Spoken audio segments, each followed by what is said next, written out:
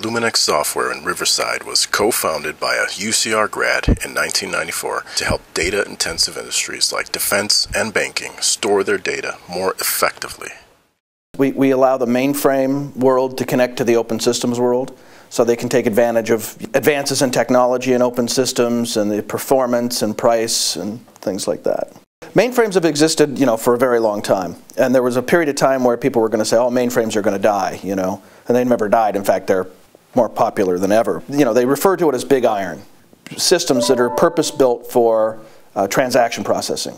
So that's why a lot of our customers are in defense, or they're in banking and finance, or insurance. They're processing tons of transactions. It's made for transaction processing. They're designed for very high performance, unlike your Windows desktop, where every so often you've got to hit the reset button because it stops working right or it starts working slow. I had a different business when I was in school that I'd started when I was in high school. And when I went to graduate school, I ended up having to sell that business off because I couldn't serve both masters, I couldn't get a master's, and be out working all the time. So I had to sell that business, and then I was out of college for a couple years working for another company and kind of realized that just really wasn't my gig. I was really built to be an entrepreneur. If you're going to be located in California, you want to find the cities that are business friendly. And Riverside does happen to be a very business friendly city.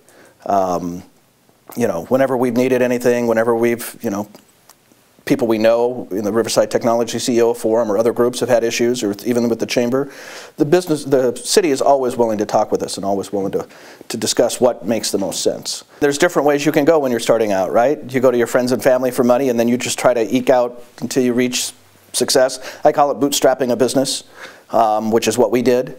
You could go the venture capital route, which you can get more money more quickly, but assuming you can get the money. But then you're giving up significant chunk of your business and a significant potentially ownership and controlling of your own destiny, which is exactly the reason most entrepreneurs want to start their own company, is so that somebody else isn't wagging them. The common thing I tell everybody, students or whoever I'm talking to, and that is you've got to be a bit of an optimist and a pessimist.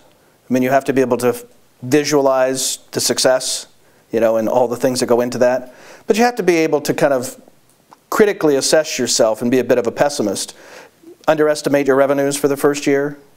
Overestimate your expenses, otherwise you end up in a real cash flow bind. You've got to have perseverance. If you're just getting into it and you don't really have the heart and the passion, you're going to get out of it as soon as things start getting difficult. And things are always going to get difficult.